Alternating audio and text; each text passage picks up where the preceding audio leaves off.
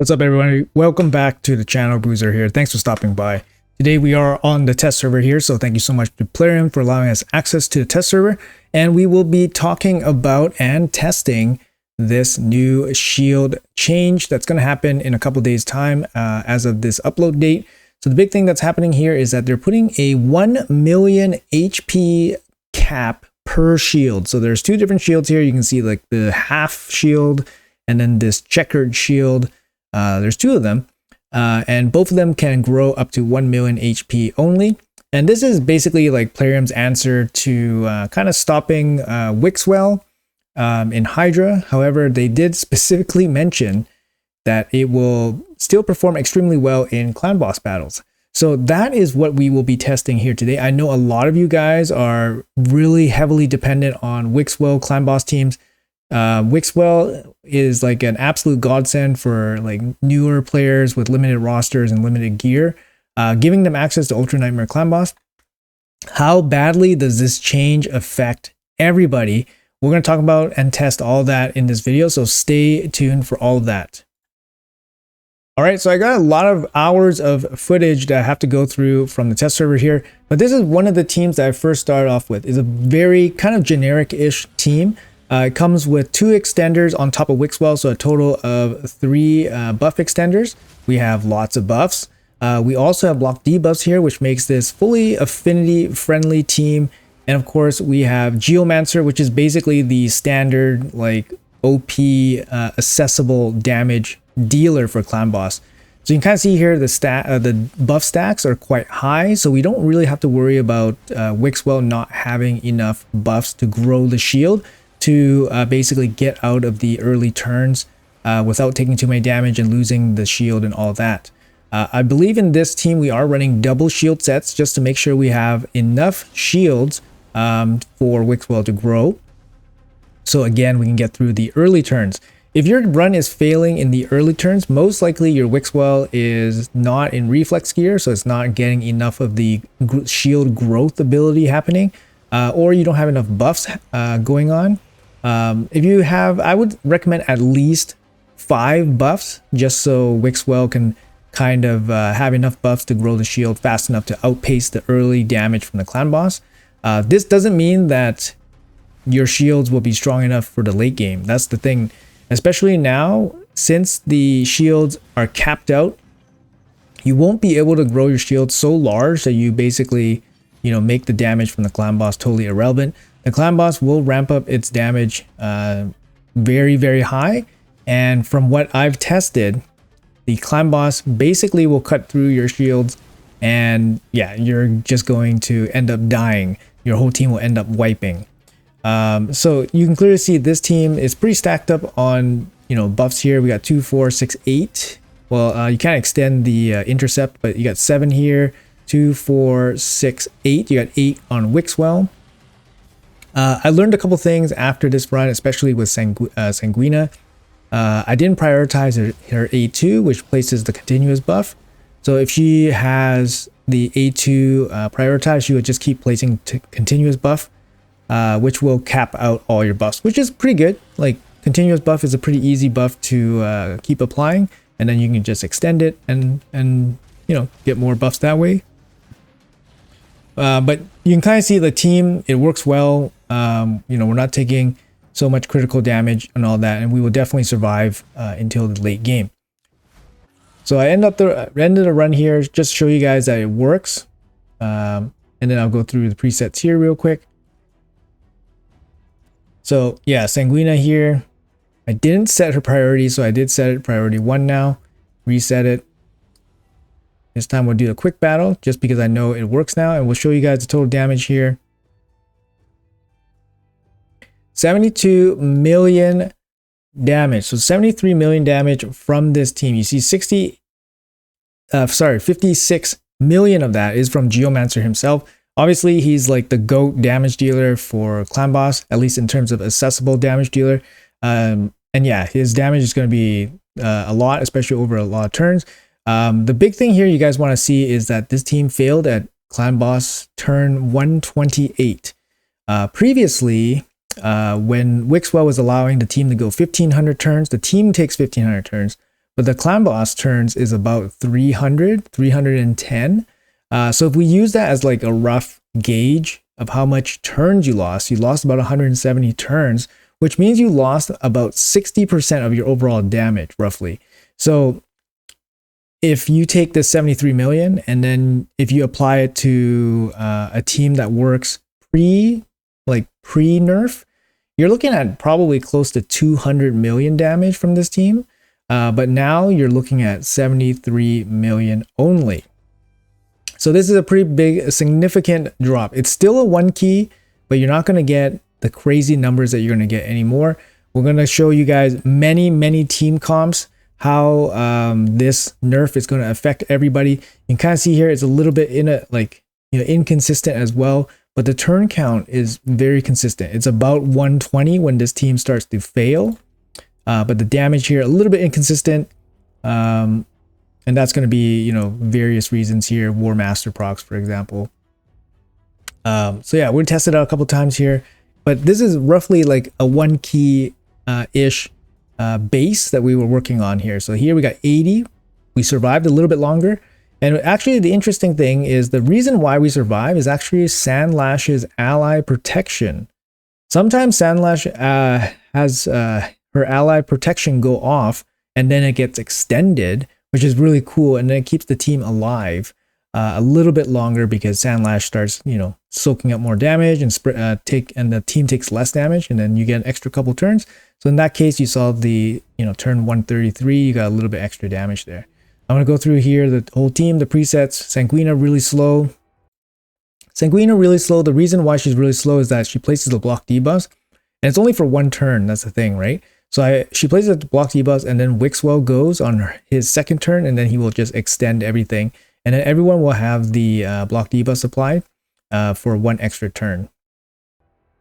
All right, and then you have the continuous heals happening here, which is really good for just extra buffs.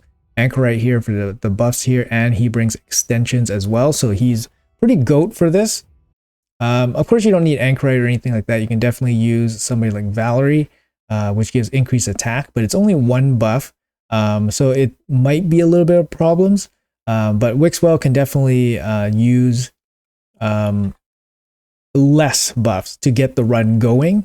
But in the later round, you guys will notice in some of the footage that having more buffs is actually beneficial because Wixwell needs to kind of keep the pace going against the clan boss. Once the clan boss starts doing damage against shield and then Wixwell starts losing the pace against the damage from the clan boss, then your team will probably drop faster. So having more buffs is definitely beneficial. So yeah, I would imagine like more optimized teams with more buffs definitely can do more and more, at least stay longer, right? So you can kind of see here, he brings, Sandlash does have the ally protection for 2 turns when any allies HP drops below 50%. You'll notice that the stun target will, die faster. Obviously, the stun target is taking, 100k, 200k hits every couple turns from the clan boss. So you notice that they would drop faster, and then this will proc.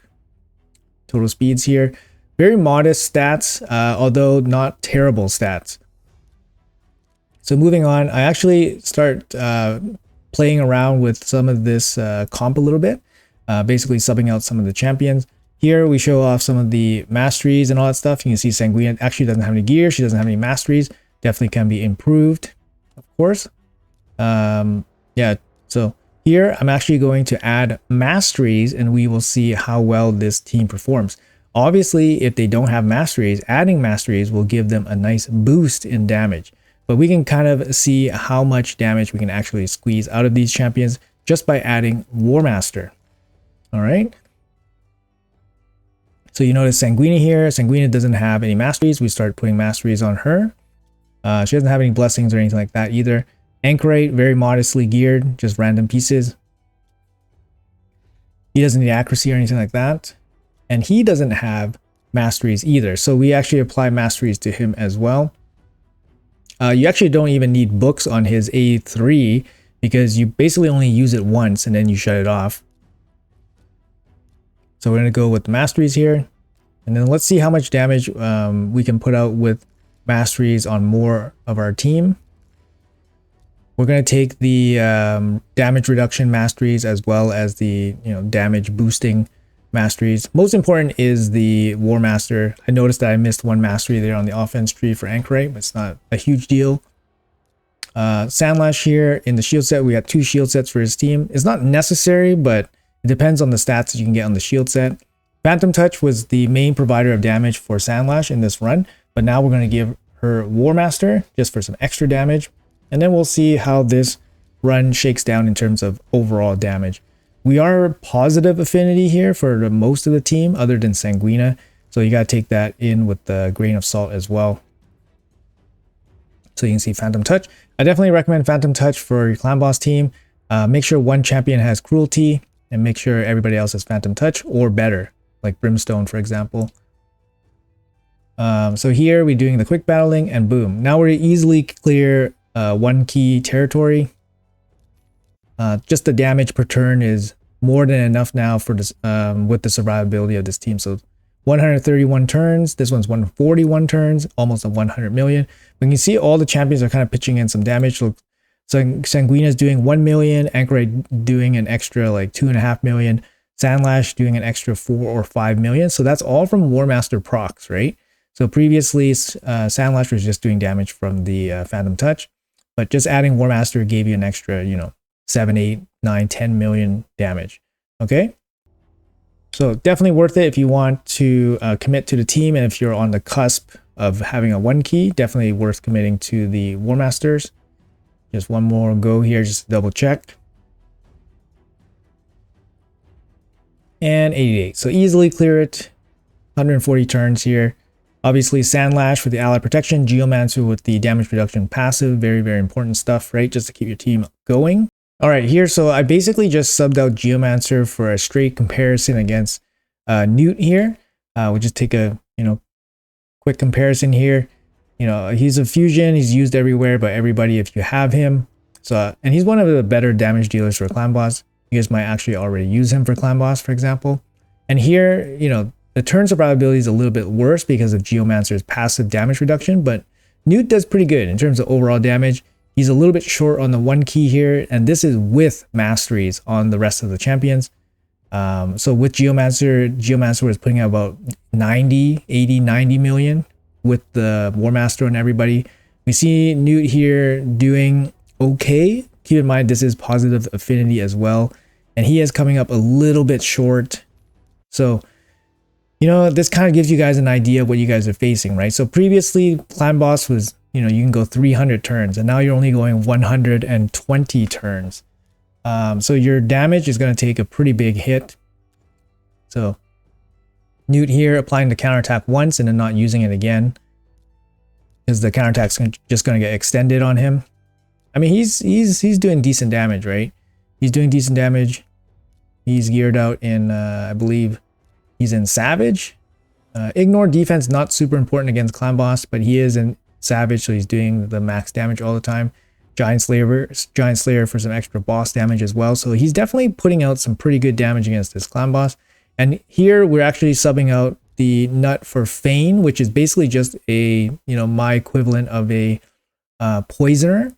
And she also brings decreased defense and weaken. Okay, so she's like my poisoner.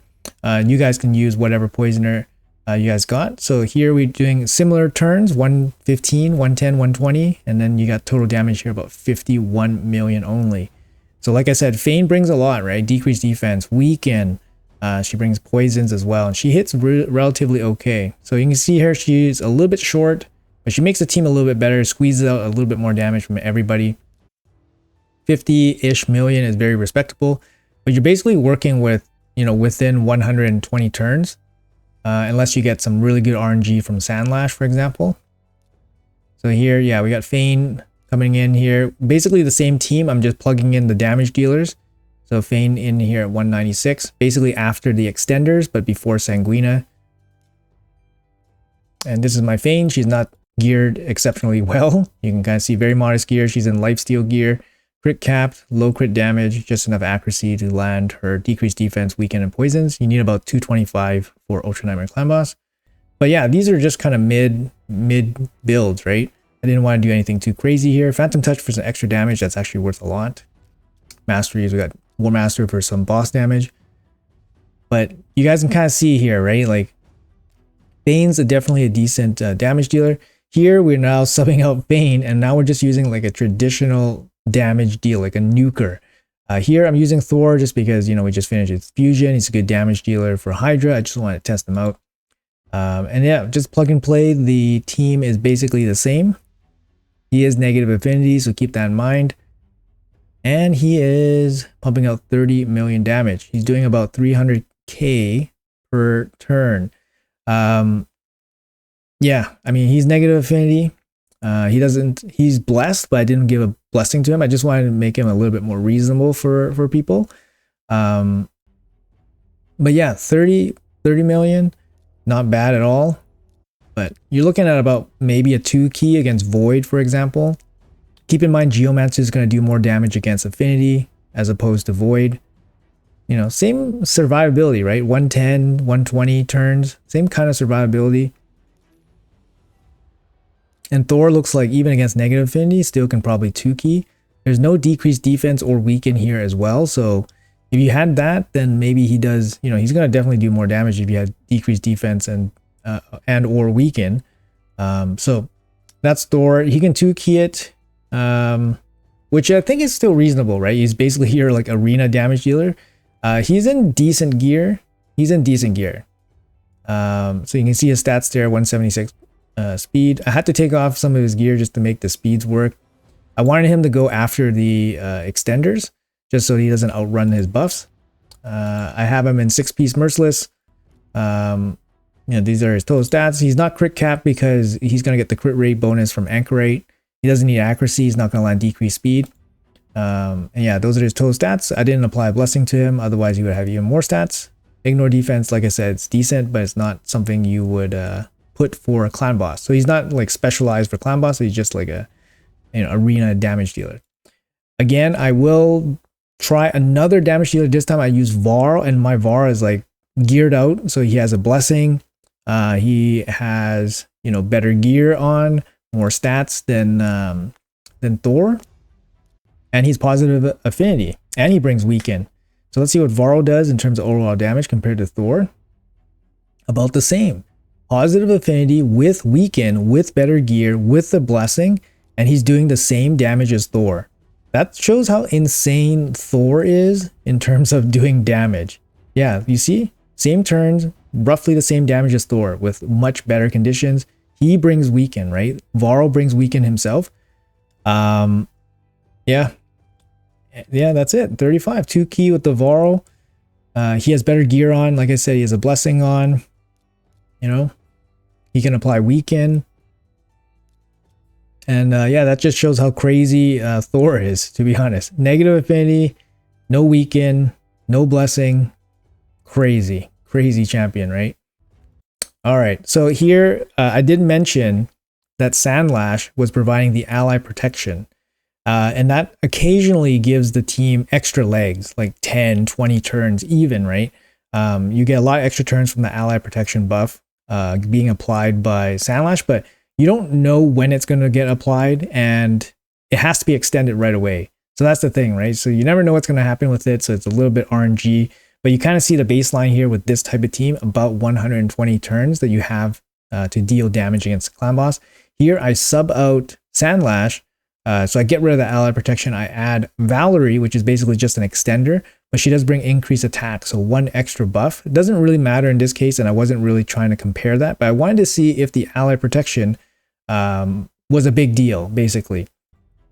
So I subbed her out, got Geomancer back in. So this is back to the baseline team that we had. I believe I put War Master on her for this fight. 73.1. Oh, no War Master on Valerie, no Phantom Touch. So Sandlashed with Phantom Touch was doing 5 million out of the gate.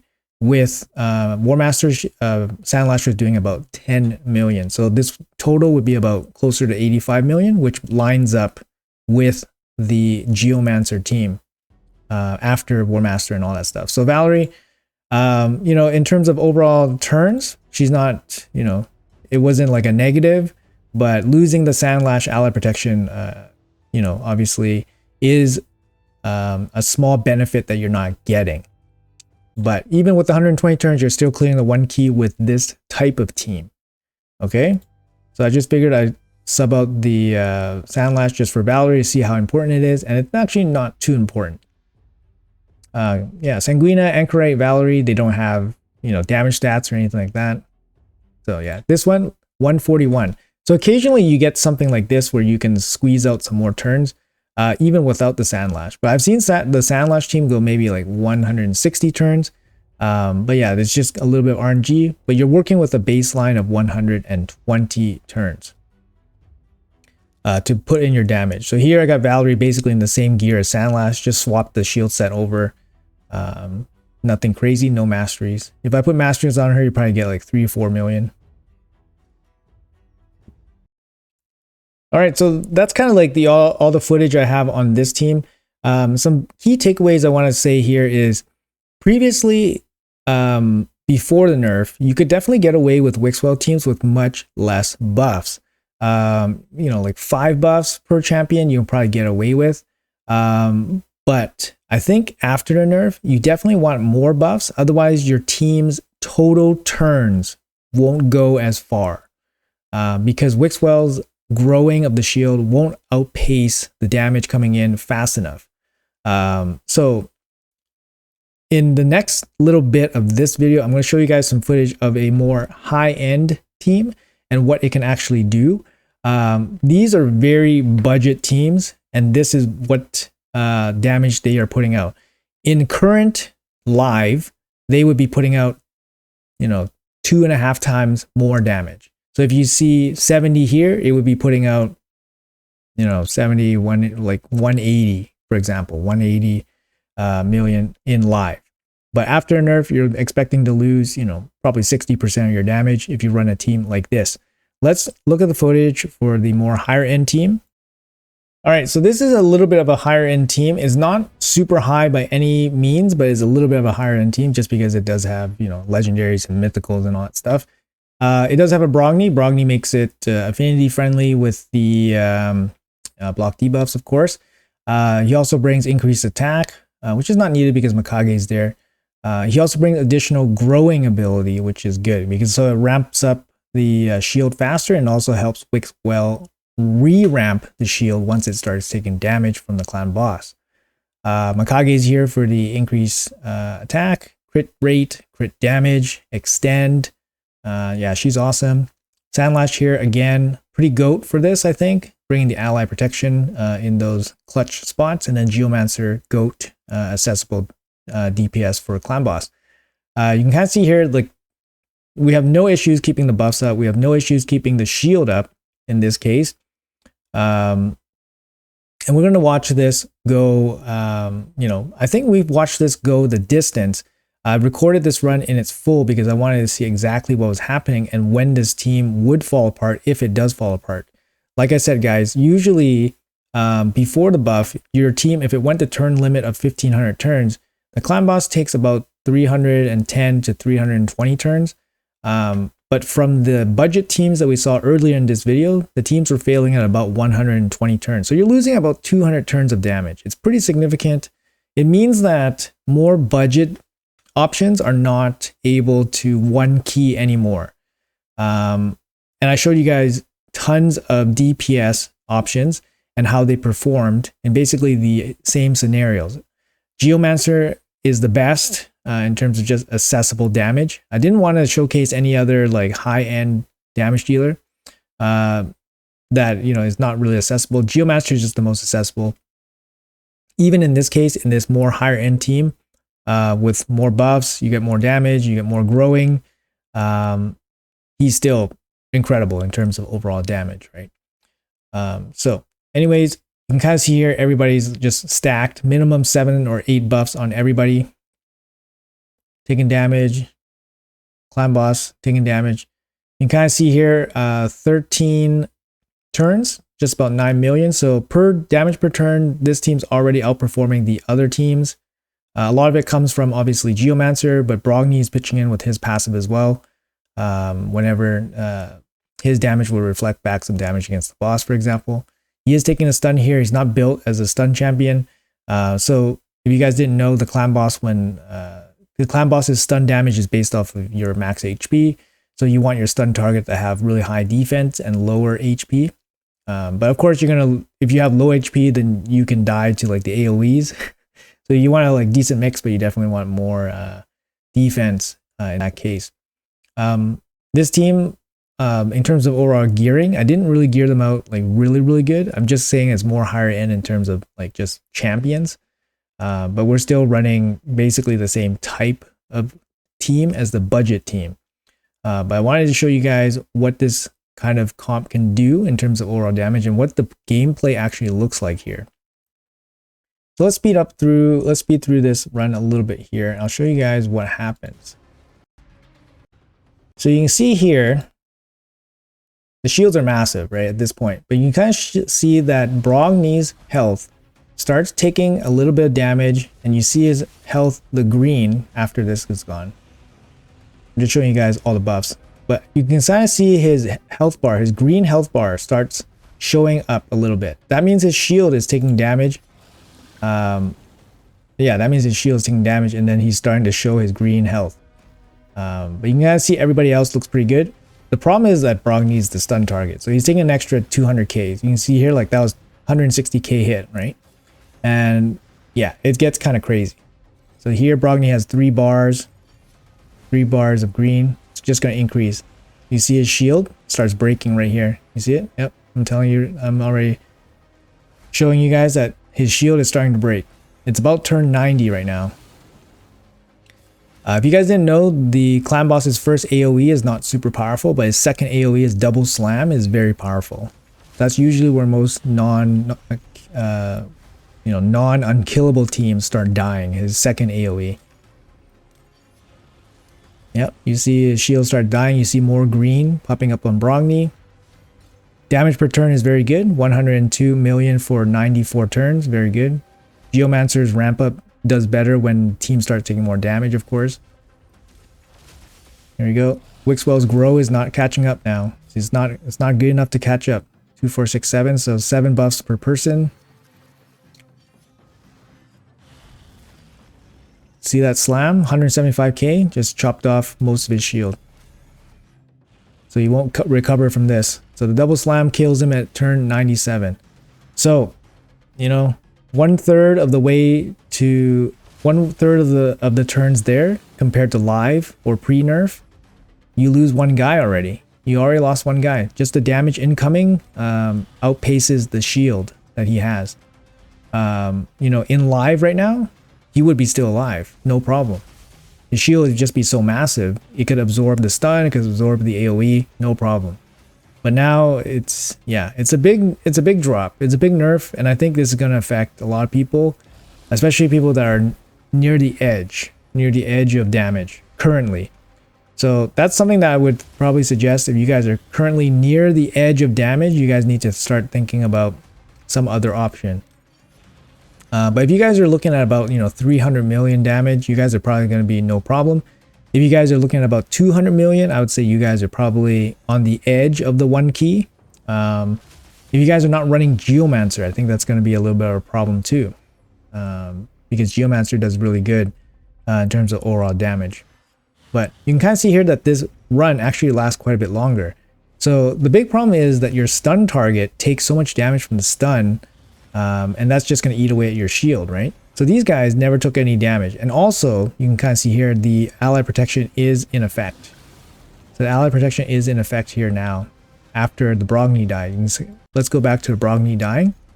If you go back to Brogni dying, he didn't have the ally protection on, but after Brogni dies, so after Brogni dies, you see the ally protection come on. So nobody has ally protection. And once he dies, you see the ally protection come on. Yep, ally protection, and then block damage on the Sandlashed. So at this point, the ally protection gets extended, and then it basically gets applied to everybody. And this is kind of why that the rest of the team survived for so long as well, because the ally protection reduces the damage incoming to them. So we're at turn 100, roughly. Brogni dies. So we keep going. Shields are still massive, by the way. Okay, so now the damage has started catching up now. But you still see ally protection going on. Extension, yeah, lots of buffs, lots of turns on the buffs. Lots of damage coming in. All that ally protection damage is going to Sandlash. But everybody else with the ally protection, they receive much less damage. There you go. There you go. So big hit there. You can kind of see the shield on Sandlash going off. It's no longer like skinny bars.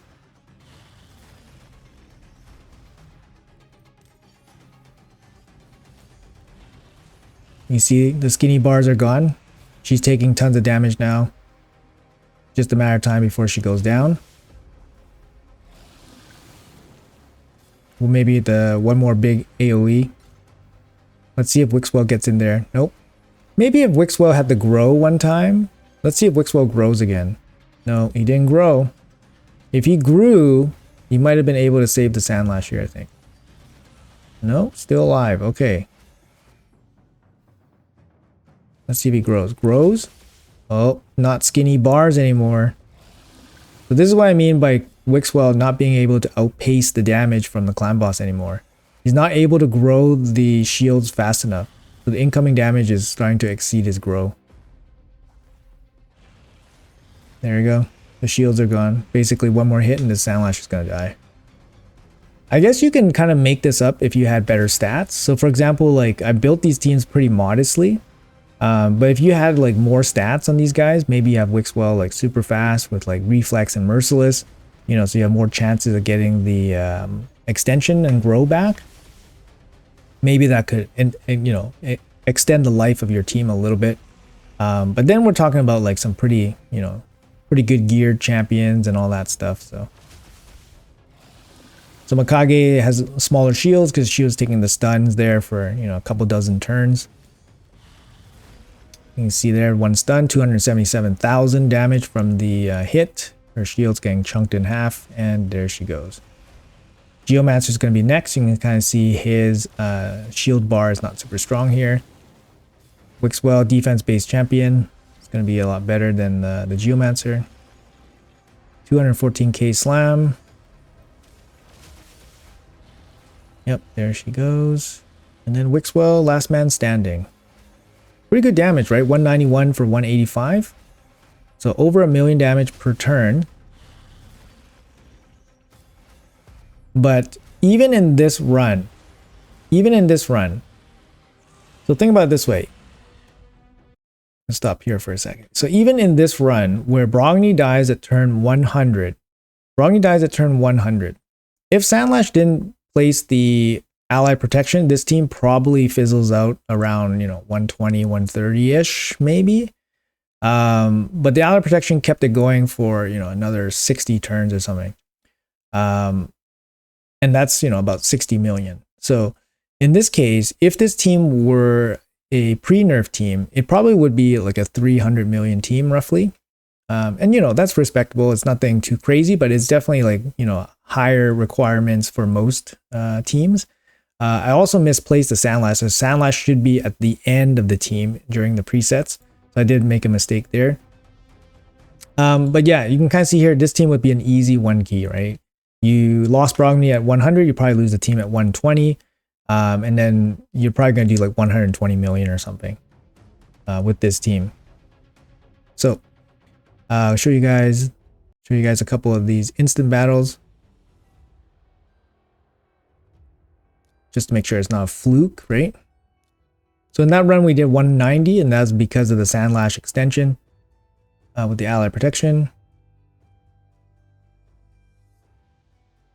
So some quick battles here. See 100, turn 130, doing about 1 million per turn, so 128 million. We'll do a couple more just to make sure that, not fluking out.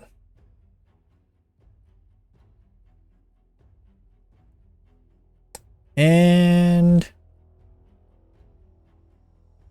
there we go. We got a Sandlash extension and it goes 180. So yeah, that's kind of like the upper range of what you can expect. Unless you can incorporate, obviously the champion that stands out is Krisk. If you have Krisk, you have the ally protection, continuous heals. Yeah, extension. So Chris would be insane for this. There you go. Yeah, 188. You get the Sandlashed extension. But yeah, if you have Chris, you know, your team's going to do a lot better, right? But I didn't want to go like, you know, that route. I just want to give you guys some more accessible options of what you guys are looking for. People with, you know, Chris teams, they're probably not struggling for damage or won't be heavily affected by this change. Just show you guys the presets here real quick. I mean, I'm not saying these are perfect. So definitely feel free to find improvements. Like I said, Sandlashed should be at the end of the team, not in the middle. This makes his ally protection a little bit better. And yeah, Brogni here. Block debuffs makes it affinity friendly. All right. Hopefully I showed you guys enough options, enough DPS, you know, comparisons that you guys know what to expect. Like I said, at the time of upload, you guys probably have like 2 days before the update comes. But yeah, it's a pretty big nerf to clan boss, but I think, honestly, I think it's supposed to happen. It makes sense, right? You can't have these teams doing like 300 million. I mean, it doesn't really matter, right? It's just clan boss, kind of like dead content anyways. Doesn't really affect anybody. But it's a little bit, you know, it's a little bit too crazy when these teams are doing 200, 300 million with very little effort. Like I've shown in many videos, you know, one key teams with basically like half gear champions and like, you know, DPS with like no speed and everything. It's just, yeah, it's a little bit crazy. So now you're going to need some better champions. You're going to need some better gear. You know, in some of these cases, I mastered them all just to get some extra damage so you can get the 1 key. Without Geomancer, it's going to be a lot harder. You're going to need some better stats on everybody. So yeah, it's still a solid 2 key for most teams, even without really trying. So if you have the team working, it's still a solid 2 key. Getting the 1 key will take a little bit of effort, or a Geomancer. And yeah, it is what it is. Hopefully this video helps you guys out in terms of just knowing what to expect. Let me know in the comments below how this affected you. Are you guys feeling it? Are you guys able to fix it? That's the better question, I guess. Are you guys able to fix it? But yeah, let me know in the comments below. Hopefully this video was helpful. Let me know if it was or if it wasn't. And yeah, thanks for watching. Appreciate your time as always, and I'll see you guys in the next video.